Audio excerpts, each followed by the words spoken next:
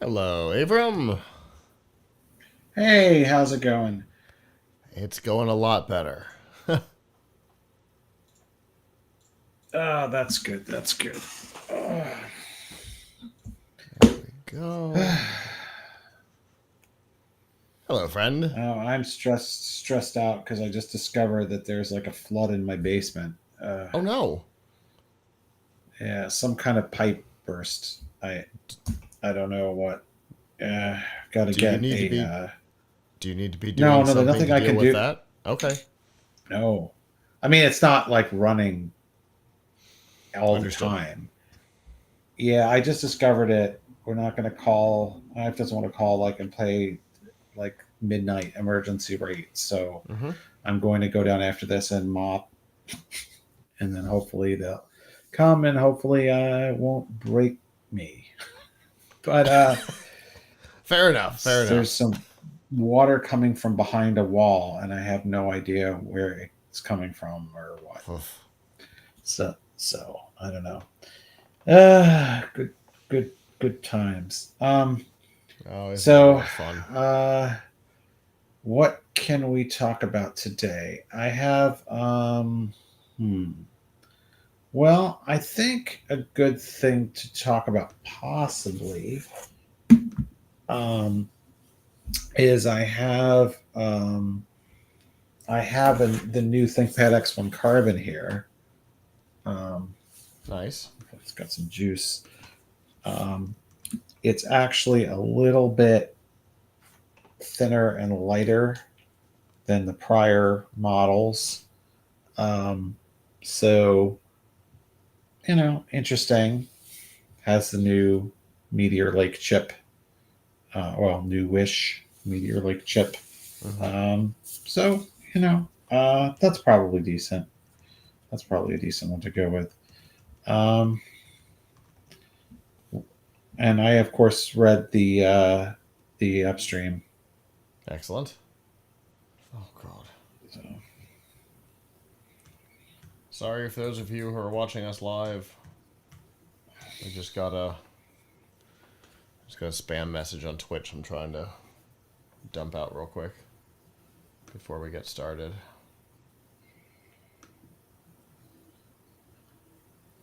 There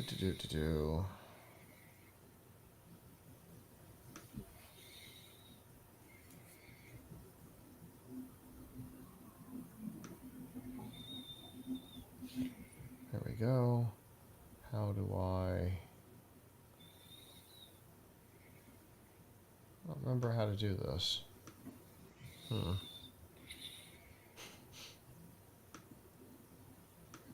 Alright, well. Whatever. If you're watching live, ignore the nonsense. Alright. So if... Oh, you know what I didn't do? I didn't make sure we've got enough storage to actually record the show. Should probably check on that. What do you think? Yeah, definitely check on that. Probably a good idea. That's a video of the two of us. They'll cheat.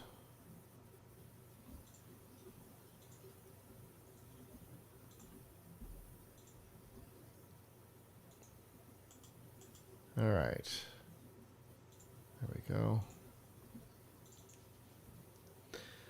All right. I'm good. You good? Yep. All right. I'm good. Let's do it.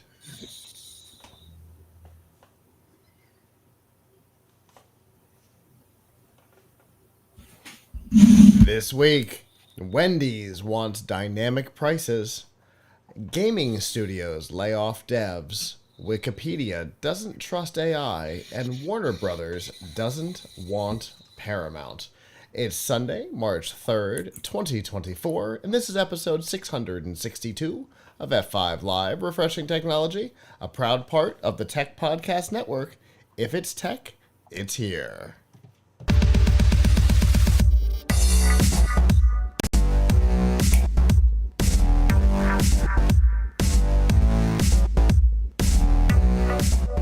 Wherever you are and however you're accessing our show, whether it be on social media, Facebook, X, or Instagram, through our live streaming services, Twitch, Kick, or YouTube, where you can join the community and get ad-free episodes of F5 Live and Piltch Point, plus content as it's available, or on our website, pluckitslive.com. Thank you for making us a part of your day. There are two ways you can do that. The first is Sunday night at 9 p.m. Eastern. You can go to f5live.tv/join us. There you can chat with us in the studio. Give us your feedback on the topics as they happen. If you're not able to join us live, that's okay. Pluckitslive.com/subscribe. There you'll see all of our shows, including F5 Live, Piltch Point, Pluckits Live Presents, and a whole lot more. And of course, you'll find all the ways to watch, listen, and follow along. Now, you may have noticed that intro was a little different. Livestream.com is missing because Livestream.com is going away and may already have gone away. So we've been there for, 10 years, something like that? It's sad to see the platform go, but that's okay. You can join us over on any of the other platforms, Twitch or YouTube, for the live show being probably your best choices. Anyway, we're back, Avram. Hey. I want to apologize to everybody for being gone for so long. I got sick and couldn't talk in any meaningful way for weeks. There was also a little bit of behind the scenes, inside baseball kind of stuff going on that we won't get into here. But it's been a weird couple of weeks, but I'm definitely glad to be back. Great. Well, so before we get to I've had a couple of weeks, but not as bad as yours, I guess. One thing that we're not going to cover in today's Piltch Point, but I just want to mention happened to me in the last 2 weeks, and I wrote about in an article, is that I discovered spam calendar entries. Did you know that someone can put an event in your Google Calendar without your permission? Fascinating. No, I did not, and I didn't It's even see that by article. by default, they can. You can turn it off, but yeah, I apparently this has been going on for years. Like this has been a known vulnerability for years, Interesting. but it never happened to me before. So what? Now you tell me if you think this is really bad. Maybe it's not that bad. You tell me. So by default, Google Calendar, and I should note that this is for my work Gmail. So this was default enabled on a Google Workspace, Okay. although it also is default enabled on personal. If somebody mails you an invite and you do not accept it or even see the email, it will get added to your calendar. And similarly, if somebody Okay. mails you something like a plane itinerary, the AI will say, "Wow, I'm doing this person a real favor," and put the plane departures, or I don't know what other things this happens for. I haven't, it might also be tickets to a concert. I don't know. It's trying to be nice. It's trying to do you a solid, right? Sure. But the problem is that, and I have to say, many times it has been very helpful for me because I'll miss a mail from work. My boss Mm-hmm. or somebody sent me to go to an event, and I'll see it on my calendar. Okay, that's good, right? And if I really shouldn't be going, then I can decline it then. But what happened to me last week was it was 2:50 on a Friday, and my phone started buzzing that I have a meeting right at 3 o'clock, and I don't remember having a meeting at 3 o'clock. I open up my calendar, and there was an entry that said reign supreme. I was like, I don't know what that means, but maybe somebody's trying to say we'll have a meeting about how we're going to reign supreme after we do various things. So I open it up and look at it, and it was a marketing message. It said, we will, greetings, we'll help you get to the first place in Google and get you lots of clicks if you call our marketing agency. Now I get that kind of spam every day as email. Yeah. Yeah.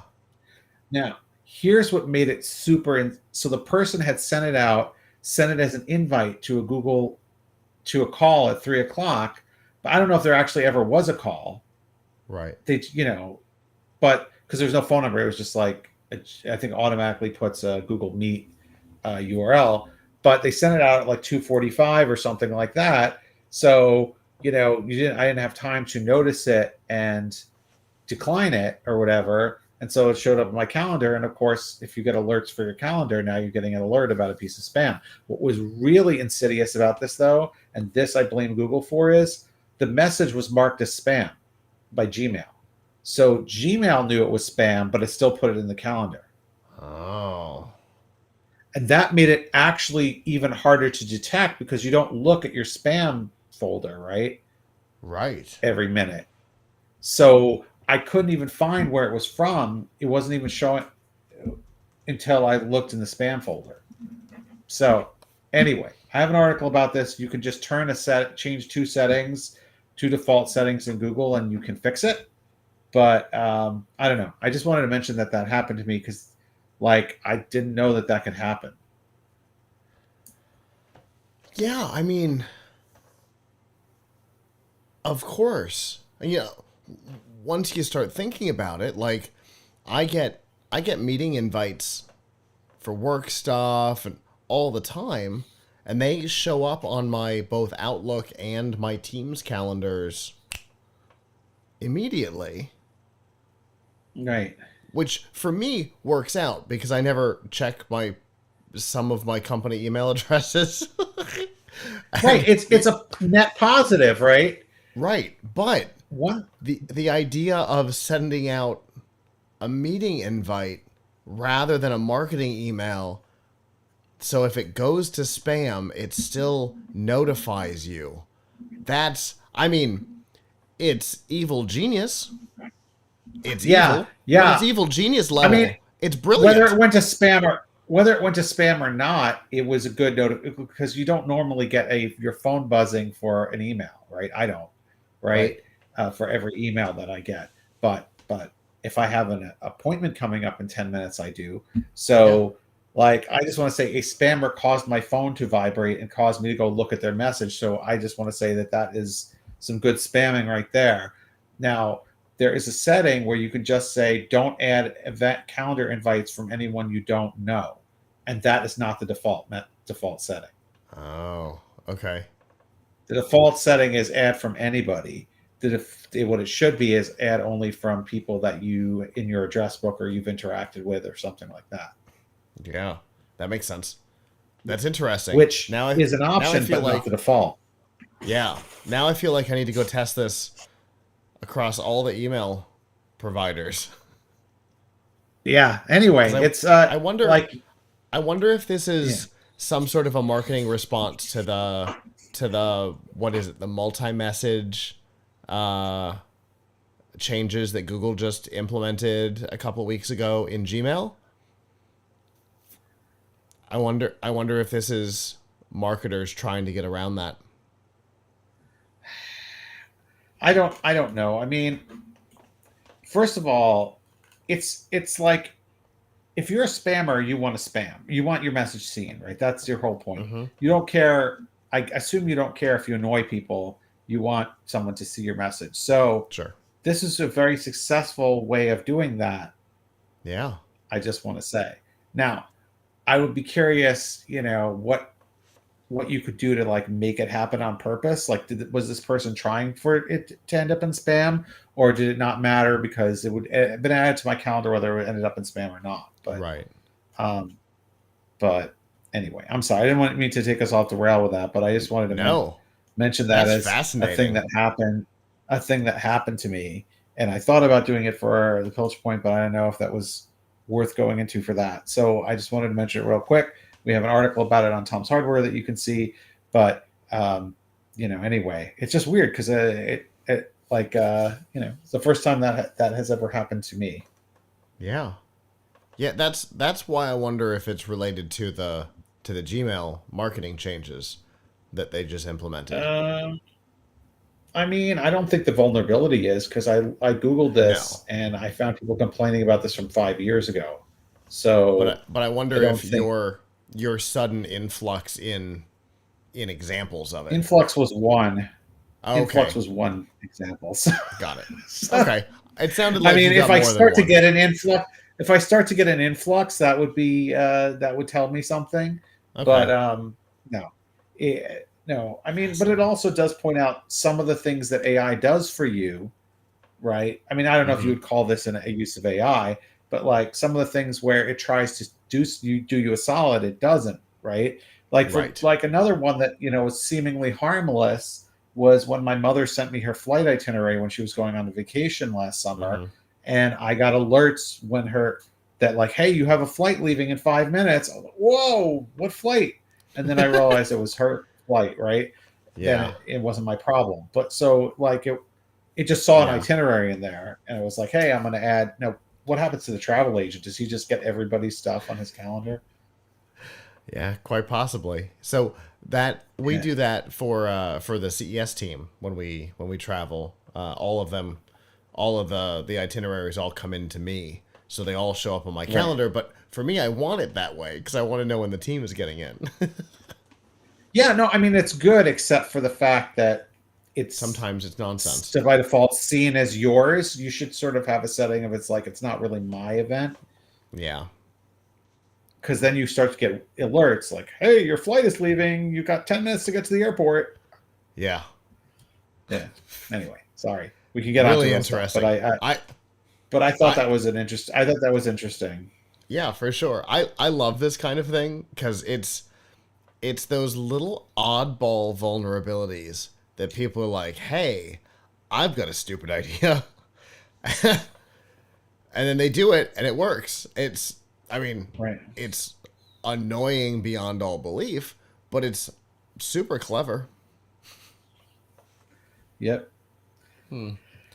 Anyway, All right. Well, in regular housekeeping stuff, I guess before we get into the show, I have a stack of product next to me and just outside of the studio that we have to do unboxings on.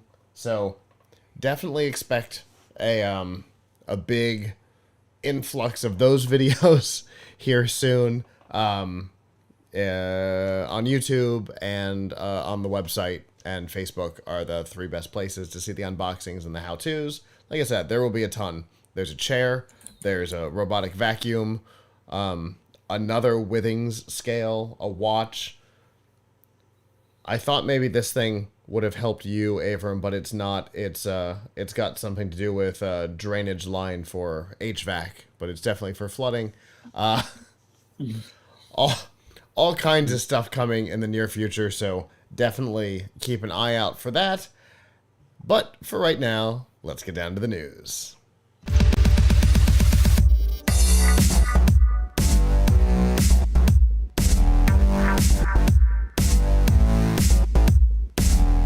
This week's Nifty Gifties on F5 Live Refreshing Technology is proudly powered by the Microsoft Store.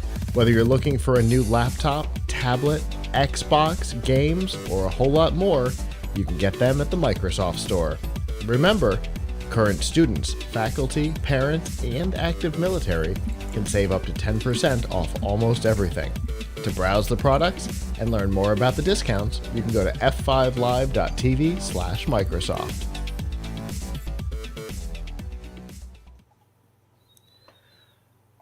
This week, it appears that two scourges of the technology world are coming together to potentially ruin Wendy's. So the company, in an interview with Food and Wine, said that they were investing $20 million into new digital menu boards in and outside of their restaurants over the next 12 months so that they can implement Uber-style surge pricing on their menu items, using AI to determine per location, per environment, when those surge prices should be going into effect. Obviously, this created some reactions, most of them not positive, as you might expect, and so, news agencies around the country all wrote about this, put it on, local news broadcasts, and X/Twitter was all aflutter with. See, there's an analogy that you can't really use anymore since it's not called Twitter. Doesn't matter. All aflutter with people who were really upset, lots of comments on articles on Facebook, on other social media, all saying, well, if this goes into effect, I'm out on Wendy's. I'm not interested in going to Wendy's anymore. So much so that the company actually had to respond to it, and their response was odd. They definitely tried to backtrack a little bit, basically saying, no. See, we're being misrepresented. What we said was, we're going to make prices cheaper during times when it's slow. We didn't say we were going to make it more expensive during times when it's busy. Isn't that the same thing? To which I say, isn't that the same thing? Right. When I heard that, I was scratching my head. I said, is that so are we just trying to say that, so the most charitable analysis of this situation is that somehow the prices will stay the same as they are before it's implemented. Because the price, here's the thing that I don't think that am I wrong? Or it seems to me like the prices aren't exactly totally fixed, are they? Like if I go to Wendy's in my neighborhood and you go to Wendy's in your neighborhood, we don't pay the same prices, do we? Right.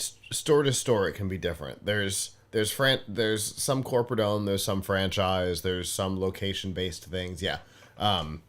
It's not fixed across the company.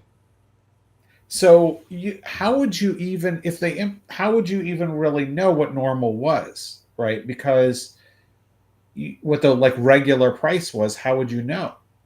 It's a fair I question. mean, I guess you'd have to see the day before they started this implementation what the price was, and then see if the highest price that it ever goes to is that price, Mm-hmm.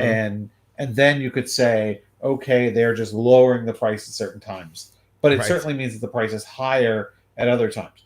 But Right. the problem is, unless you're to keep a really complex price history of every Wendy's, right? You know, Mm-hmm. how would you even know? Because I'm sure they raise prices all the time, right? The cost of lettuce goes up or something, and you pay Mm-hmm. and you end up passing that along to customers. And I bet, I'm no expert on this stuff, but I bet they don't lower it back again. I bet if Right. they had to raise the price of a hamburger by $1 because of supply issues, and all of a sudden the supply issues get a little bit better Yeah.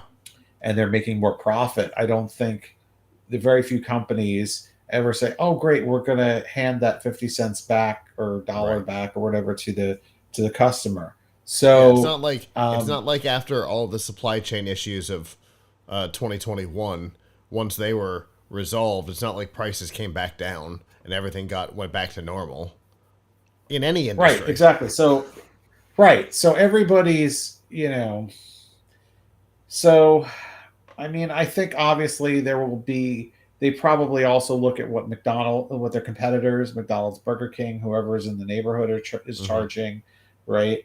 Um, I, when they come up with prices. So in fairness, I don't know that Wendy's does any market research because in my experience, they are always 50% higher than the next closest competitor. you know, I'll be honest. I don't eat fast food enough to be familiar with like what the price is right now in my neighborhood, in my area, for a Wendy's meal versus a McDonald's meal versus a Burger King meal, or other White Castle meal, whatever. So I mean, look, you everything costs more. This is a problem in I don't even say it's a problem in American life. It's a problem in life, because every country is every developed economy, every every prosperous economy, however you want to put it, is dealing with the same thing of the cost of living going up and wages not keeping pace with that. So I mean, Wendy's, it is kind of a smart business move to say, like, we're going to incentivize people to to eat more at these other times, because if we're keeping the store open, maybe it makes sense. But I mean, i don't I don't know, like, I'm not a consumer psychologist here. I don't know, are they expecting that people are going to be like, oh, I was going to eat at 6 o'clock, but I'm gonna hold off eating dinner till 9 o'clock, because then I'll save $1 or two Right. dollars or whatever. Right.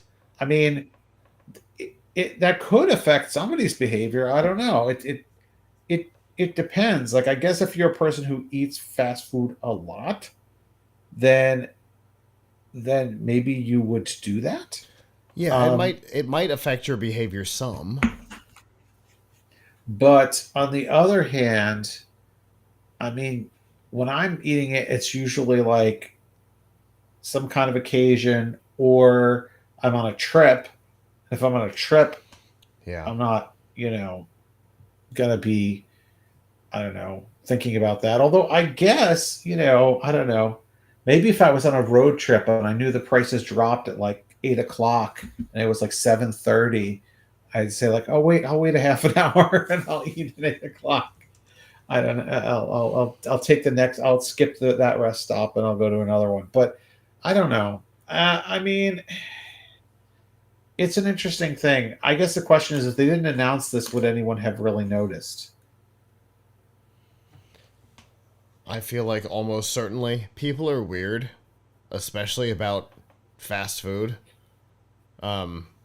Like Taco Bell increases a price on something by 10 cents and the internet loses their minds.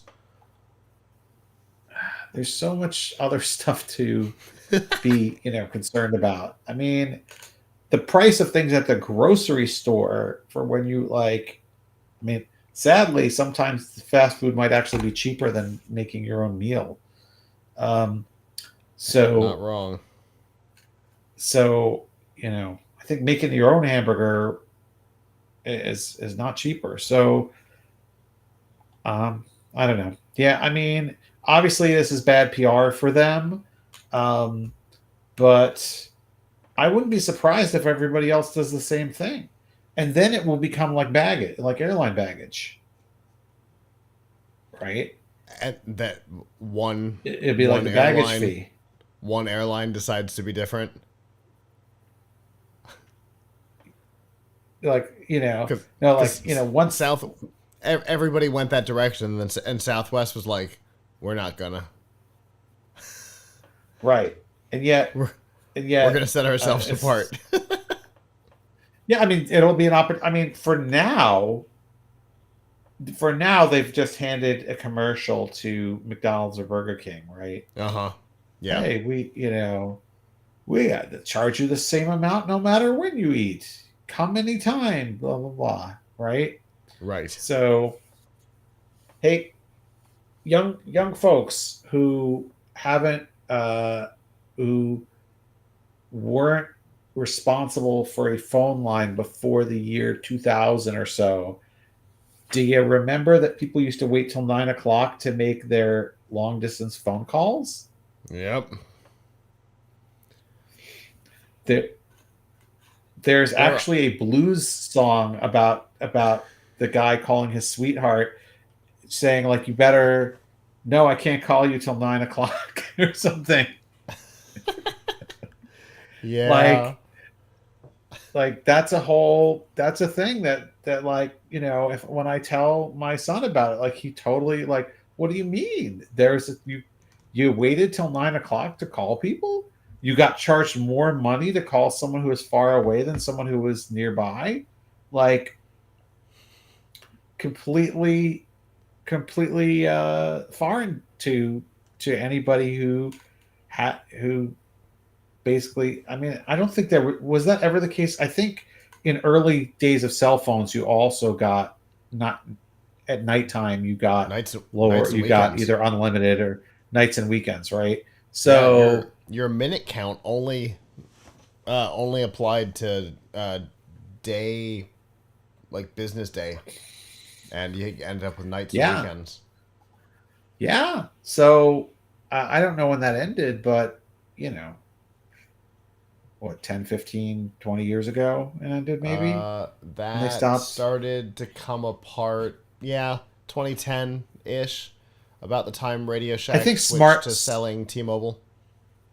I think smartphones are um, what kind of brought the end to that, because look, people could find other ways to communicate, and making phone calls was like the least important use of your phone, so nobody really cared about it anymore. um, but anyway, yeah. So I don't know if what Wendy's is doing is terrible, or terrible business, or terrible to their customers, or whatever. I mean, I guess I guess we'll see. I mean, obviously, they're going through a negative publicity cycle about it, but I don't know. It doesn't, of all the terrible things that businesses do to people, charging slightly different prices at different hours, particularly if you're being honest about it, uh, doesn't seem like the worst. Yeah, at least they're being upfront about it. We'll see if this actually goes into effect, because there's always the possibility that backlash changes their direction. Um, just just as a quick note, while we've been talking, I've gone and looked it up. Now I had to do it on Uber Eats because the Wendy's app won't work. I won't load data, which isn't a great sign. The a Dave's double is $8.28. and a double quarter pounder Is is that just, $9.19. So is it's that with actually fries and a drink, or no, that's just the sandwich. But but everybody gets it with the meal, but right? just looking at the base unit, Wendy's is actually less expensive than McDonald's, which I wasn't prepared for. I think their chicken And stuff is the other way around though. I'm going to opine here and say that of the three major chains, the Wendy's burger is the only one that I like. So I don't like the Burger King or the McDonald's burgers. Fair So, enough. you know, not not that I'm a great connoisseur, but when I'm when I'm traveling and we're like, hey, I want to go to fast food, I'm usually like, yes, let's go to Wendy's. I actually like Wendy's better because I like the burgers. If we go to McDonald's, then I'm going to get chicken. Of Yeah. course, near my house, we have the greatest fast food restaurant of all time, which is White Castle. But there are very few of those, and I don't even know if you have that in Florida. Um, we have one somewhere. We're more likely to encounter a Crystal around here than we are a White Castle. White Castle is a different food. It's a different kind of food. It's not a hamburger. It's a Yeah. White Castle. I uh It's I a I took different Noel substance. I took Noel there when we were in Vegas because we don't have any like directly around us, and we happen to have one right next door to the hotel we were staying at. Yeah. Oh, there was a White Castle in Vegas. Yeah, there's a bunch of them. Oh There's a couple of them right on the wow. strip. Wow, that's fantastic. And White Castle for our audience who's really enthralled with this conversation, I'm sure, is actually the oldest of these chains. White Castle started in 1925, I think. Yeah, something like So White that. Castle is the original. My hometown here in Long Island, right near the train station, we have a White Castle, and the White Castle is blue and white, and the train station that's right next to it, until they just remodeled it, was blue and white. So I used to think the whole town was just one big White Castle, until I moved here, and I was like, oh, actually, it's just a coincidence or something that the White Castle and the train stations right next to it look like they're one unit. Like you just take the train in to go to White Castle. Um, but anyway, the yeah, I mean, look, I think surge pricing got a bad reputation because of Uber, Yeah, yeah, for because sure. people were very frustrated with they're like desperate to get somewhere, and you know and they And don't really have a choice. They need to take their Uber, and then they got charged a ridiculous amount of money. and the whole point was kind of that it was supposed to be easier, less obtrusive, and less expensive, and then it wasn't all of a sudden. And so, Right. people got upset with this concept. But, if what Wendy's is saying is correct, that the advertised price is going to be the top, and all you might see is a lowering, which of course is not going to be the case. But if that's true, I mean, it's just a benefit to get people to come in at off times, but that's not what Uber was doing, right? That they didn't even consider that. It was all about going up during busy times, and that did screw up the whole dynamic pricing concept for sure. Right. But Yeah. Yeah, exactly. So, hey, it is what it is. I don't think it's going to be that bad. if it even happens, just as a note, the chicken sandwich is the same price between the two of them here. Just because now this is what I'm doing is validating my theories and proving that I'm 100% incorrect. Wendy's is actually less expensive than McDonald's. I was not prepared for that at all. Uh, Um, from a tech perspective, by the way, what is this? How is this AI? you know,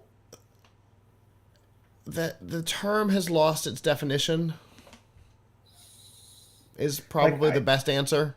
why do you like? Because it sounds to me like this just sounds like data using data. Mm-hmm. Why would you need? Why do It's you need an just AI It's to just do that. standard data analysis, is what I think. You don't. I mean, like they make it. This is where the term AI is being thrown. Like, so Mhm. a calculator's AI too, right? Like because it's just data. I don't see Right. why you would need. You certainly wouldn't need generative AI, but I don't Sure. see why you would need anything that's been developed in the last few years to figure out what time the foot traffic at the Wendy's is higher or lower, and to make a decision. You're just going to have all that and just ask, yeah, hey AI, what time should we change the price? Like Right.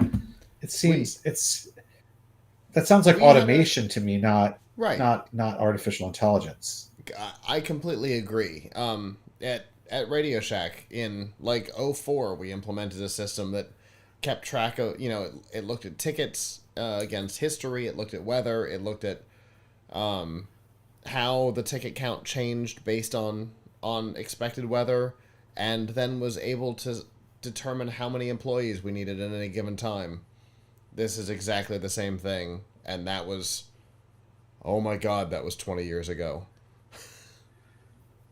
I'm Oh, sure you that could have done hurt. it 100 years ago without computers if you just Yeah, kept track of what sales. it's the Farmer's Almanac. Yeah, I don't see how this how AI enables this use of technology. Yeah, That no, enables this it's policy. it's nonsense. It's the term AI being completely uh, lost. It doesn't mean anything anymore. Yep. So anyway, we'll see what happens both in consumer response and in actual implementation sometime next year.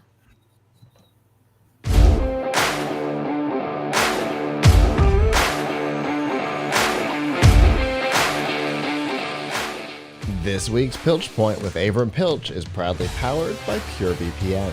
The best way to protect your privacy online is with PureVPN. You can hide your online activities, say goodbye to regional restrictions, and improve your streaming quality. Plus, it's available for almost all of your devices.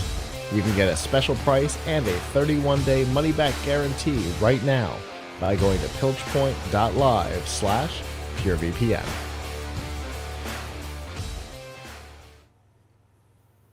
I'm very excited, Avram. You have a show and All tell. right. So I am reviewing the new ThinkPad X1 Carbon here. Uh, so Woo! this so X1 Carbon, for those who haven't seen our prior segments on this computer, on its predecessors, is Lenovo's kind of flagship ultra portable. Yes, they say it's for business, but really anyone who does any kind of work, even if it was school work, uh, I recommend something like this. Really lightweight, and because it's a ThinkPad, it's very durable. Has gone through a lot of mil spec testing and other types of other types of durability testing, and of course, it's got the standard ThinkPad features of having a track point, um, the little red nub that some people dislike, but I love because it allows you to be really productive while typing because you can just move around without lifting your hands off the home row. For those who don't like the nub, there is still a really large trackpad here. I think this is glass trackpad, very smooth, has a really just the right amount of smoothness. So, um, so this is a redesign of a small amount of ThinkPad X1 Carbon because it while it looks quite a bit like prior models, it's actually a little bit smaller. So it's still 14-inch screen, but they've managed to it's 16:10 aspect ratio. They've managed to pack it into a slightly smaller chassis. So you lose about a little portion of an inch off of the front. Although I find, and I have to do a little bit more long-term use of it, that I still can fit my wrist reasonably on the palm rest here. But I definitely want to spend more time with it on my lap before I say that that it's not too small, but you still have a fair amount of wrist space here. Um, it actually went down in weight slightly. So the prior models were all like 2.49 pounds, and this is 2.42 pounds. So can you tell the difference of 0.07 pounds? I don't know. Um, but it is definitely more compact in terms of length and width. I wish I had an old ThinkPad here to show you. And I actually do own a ThinkPad X1 Carbon, although mine is 5 years old. So I don't know if it's pretty close to being the larger model of that, the old dimensions. And if you put it next to it, you can see that the old one has a little bit more in this direction, a little bit more in that direction, right?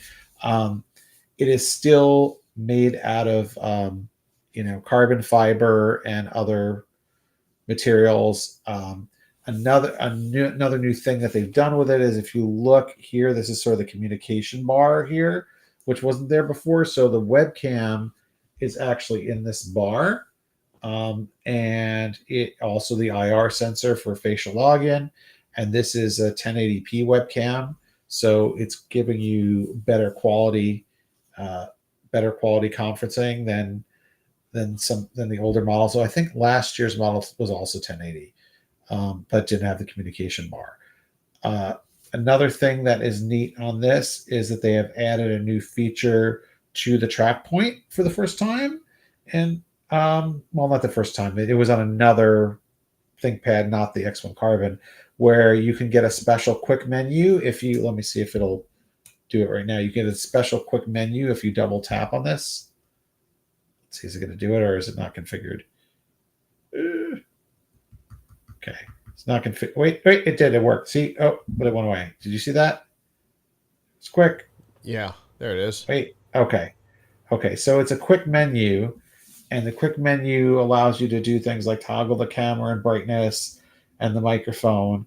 But what I'm actually really curious about is if there is a way to make this into a custom shortcut, because I think that would be kind of cool. Like a launch Chrome or something.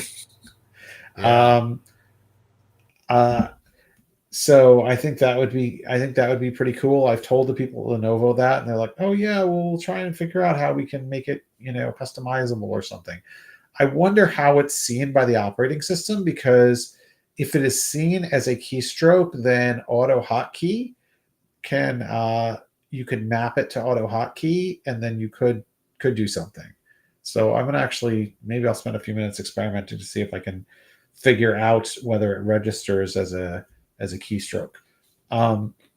You also notice over here on the sides that this has a full array of ports. So it's got two USB Type A ports, one on the right and one on the left, and it's got two Thunderbolt 4 ports over here, one of which you can use for charging, or you could use either one of them for charging. It's got a full-size HDMI out on this side over here. Hard to see, I know it's dark, just take my word for it. And it also has, interestingly, the power button is on the side. So if you're the kind of person who, this is not a 2-in-1, but if you're the kind of person who, I don't know, like me, likes to plug it into your monitors and leave the lid closed, then I guess this could be useful, because then you could turn it on without ever opening the lid. But looking on the inside here for a second, so this is so technically speaking, this is the ThinkPad X1 Carbon Gen 12. It is the 12th generation of X1 Carbon, not to be confused with the fact that it has a Meteor Lake processor, which is Intel Meteor Lake is not being given a generation, but it is after the 13th or 14th generation. So the 12th gen is for the generation of this notebook, not of the processor inside. So it comes with a Meteor Lake Core Ultra processor. This one has a Core Ultra 7 155 processor. but there are ones that are will be out with Core Ultra 5, and I think there's another Core Ultra 7. Right now, there are only 2 SKUs of this available on Lenovo, and they're both a little bit higher priced than I think they will be. This just started. I mean, this just they kind of put this up for sale in December, but they haven't. They only have 2 configs, which are both almost the same thing. So this one here is the 2750 model, and this has a Core Ultra 7, 32 gigs of RAM, a 1 terabyte SSD, and this screen here, which is 2880 by 1800 OLED with 120 hertz refresh rate. I think that the screen, now the other model, that the other SKU that's for sale is basically the same thing, except with it's 2300 and it's with a 512 SSD and 16 gigs of RAM. So among those 2 choices, I would get this one because I don't think you should have less than 32 gigs of RAM, particularly since the RAM is soldered to the motherboard, so you cannot upgrade it. You can upgrade the SSD if you take the bottom off. So, so what's there to say? Why get this? Well, first of all, this is extremely light, has an excellent keyboard because ThinkPads have the best keyboards around, 1.5 millimeters of travel, has the track point, really sturdy, durable, has all your ports. Now the battery life, because of this screen, I think because of the screen on this model was so-so. It lasted about 9.5 hours on a charge on our battery test, which is continuous surfing over Wi-Fi at 150 nits of brightness.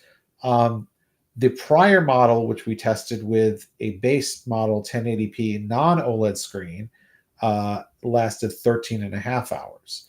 So so the interesting question, which we don't have an answer to yet, is if later in the year when they come out with models of this with a 1080p screen, and will the battery life be significantly higher?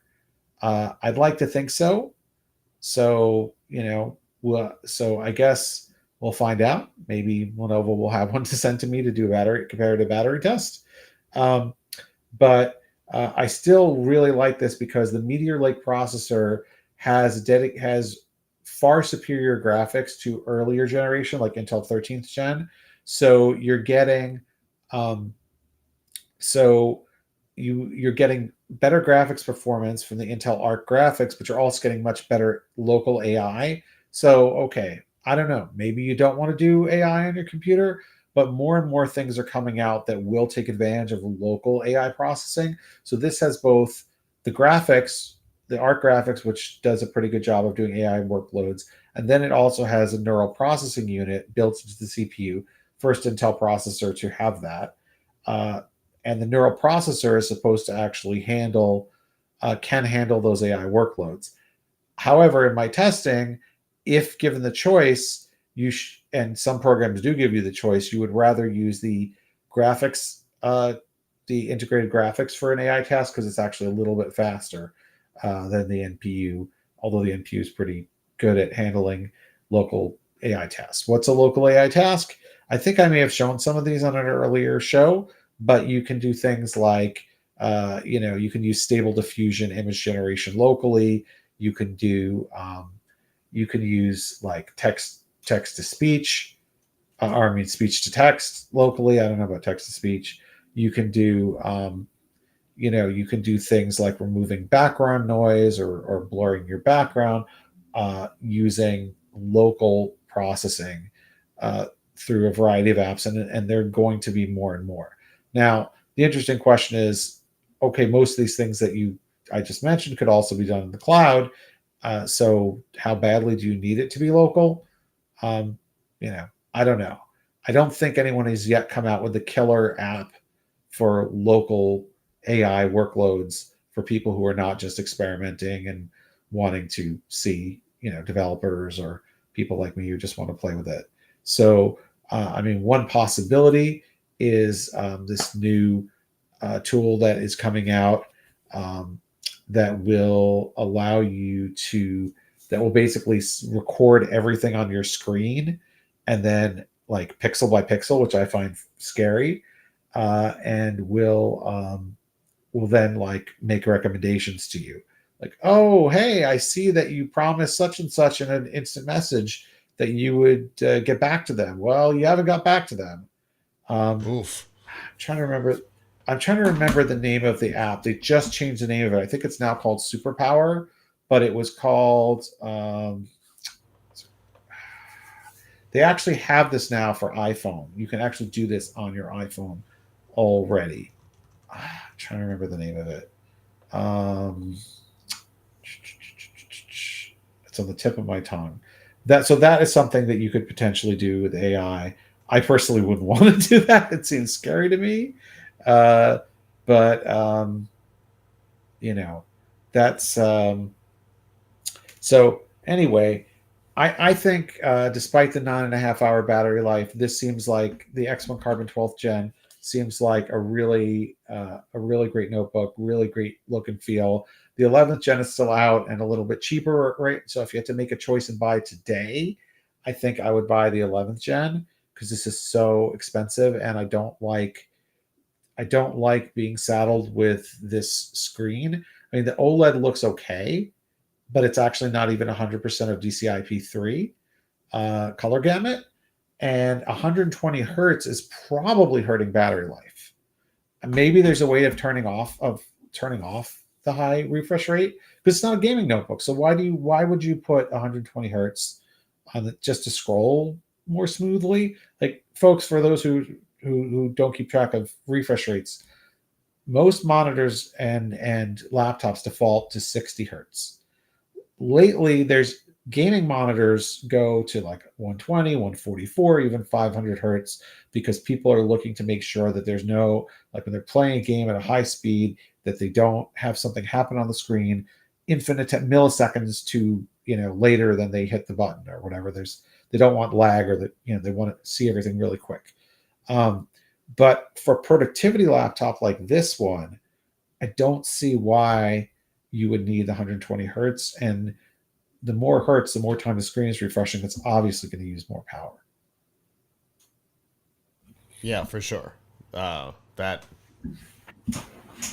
makes sense to me. The higher refresh is Like, definitely so gonna take I don't power. know why. I don't know why. I mean, now mind you, this is also 28-watt processor, and the last generation that we reviewed was the U series 15-watt. But so that may also play a role.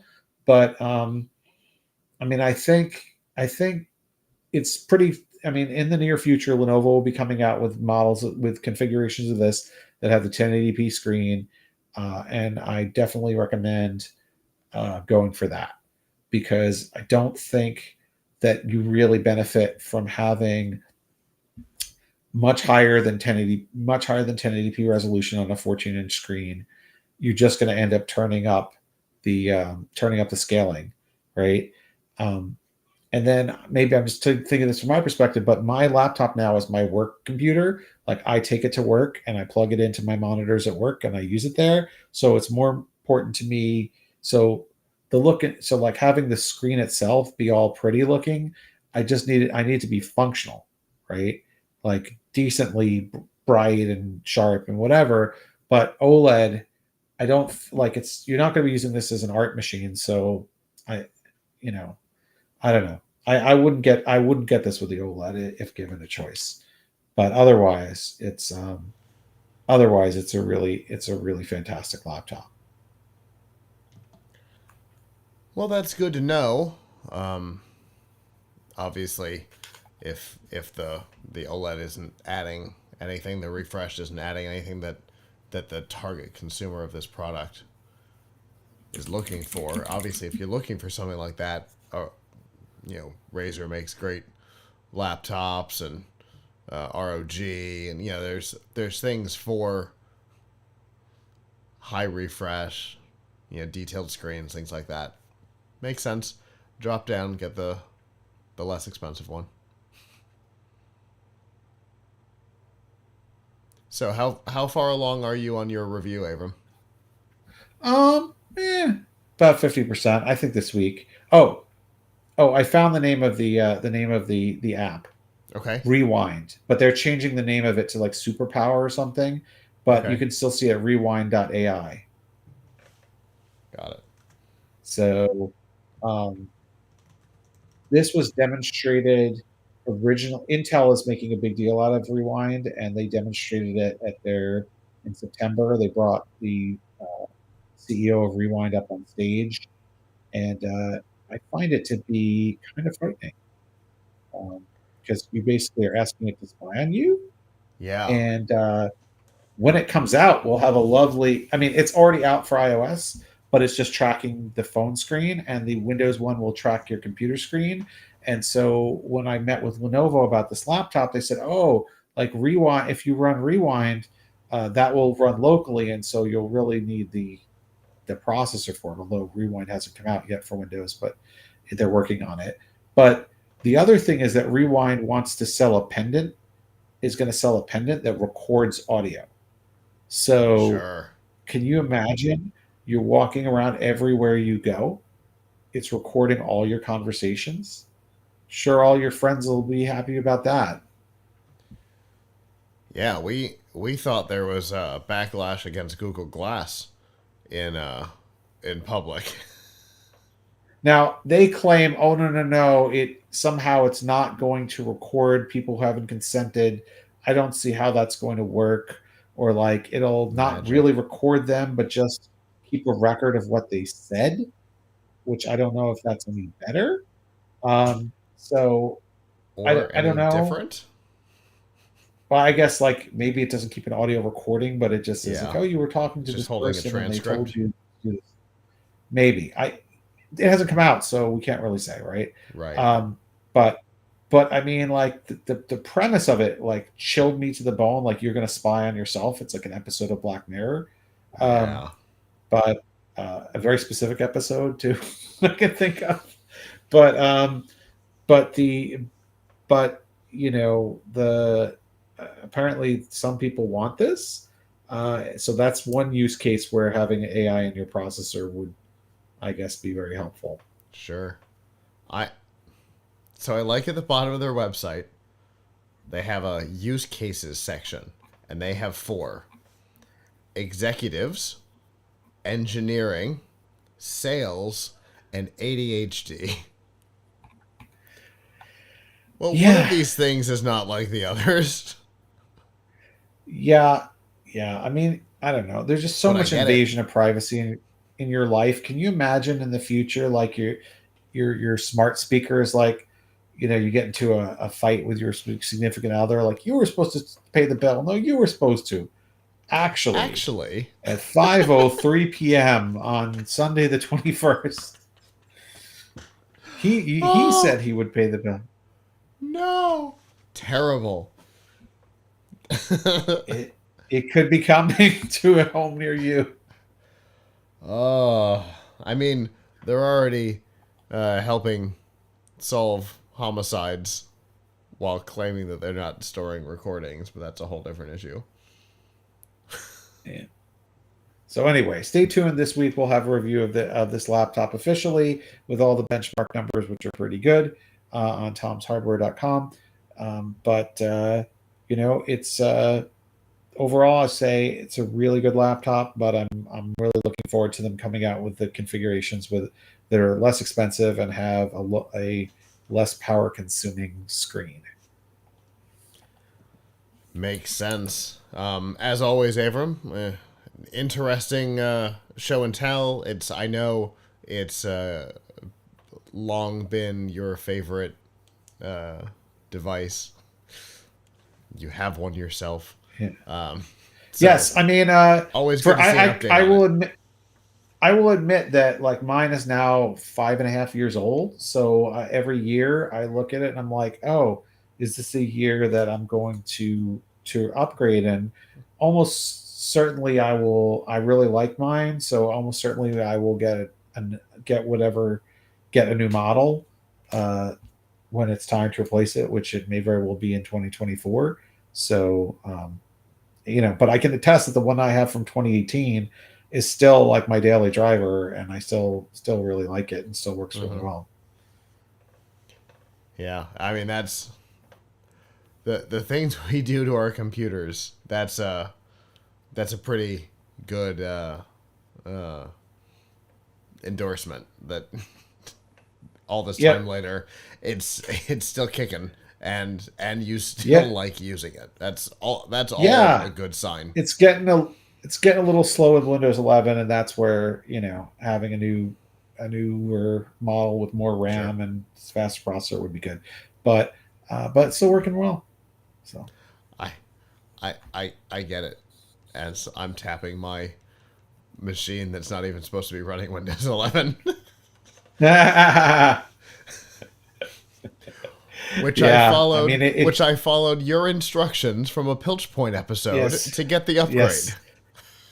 I mean, my ThinkPad just makes the cut, being like Intel 8th Gen Core CPU, and so it just makes the cut. And mine just misses the cut by being a 6th gen. Right. Now for folks following at home, like, that's not my only computer. I'm talking to you on my desktop, which is more powerful than that. But when I go into the office to work in my office, I got to go in the office a couple times, 2-3 times a week. That is my work computer, because I don't use the official work computer they gave me because it's such a piece of junk. Or even if it wasn't, to be really fair to my employer, I haven't asked for a new laptop because I want my own laptop, because then I can install software on it and all that. But anyway, yeah, so so I use it seriously for work. It's not just like, oh yeah, I'm just going to use this once in a while on my couch. Yeah. Same thing with this poor guy. I've been doing all kinds of stuff on this guy that it is no longer rated for. I'm also in the market for a new machine, and so, that might be the direction to go. I definitely appreciate it, Avram, and I look forward to what we talk about next time.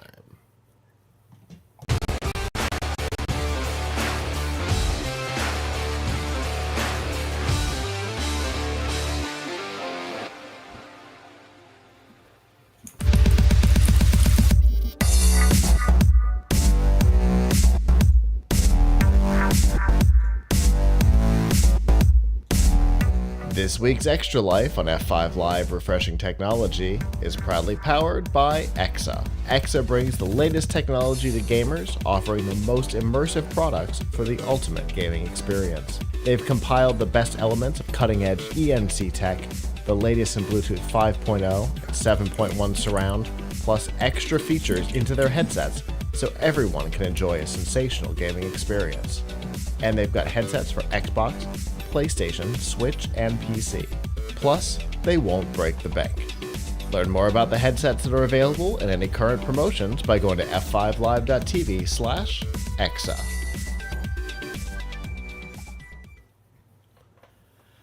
Well, the carnage in the gaming industry continues. A couple weeks ago, Microsoft/Activision, the new now merged company, announced massive layoffs. It wiped out products and all kinds of stuff. I think there was a studio that was nixed.